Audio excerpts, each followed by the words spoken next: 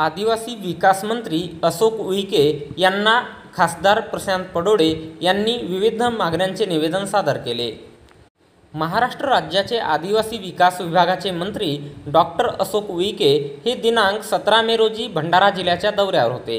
या दौऱ्यादरम्यान भंडारा गोंदिया लोकसभा क्षेत्राचे खासदार डॉक्टर प्रशांत पडोळे यांनी दुपारी 2 वाजता दरम्यान भंडारा गोंदिया मतदारसंघातील विविध समस्यांबाबत निवेदन सादर केले। आदिवासी समाजाचे दैवत कचारगड येथे विशेष निधी देण्याची मागणी यावेळी खासदार डॉक्टर प्रशांत पडोळे यांनी केली। खासदारांनी मंत्री महोदयांकडे आदिवासी समाजाच्या समस्या मांडल्या। अनेक समाजबांधव आजही योजनांपासून वंचित आहेत।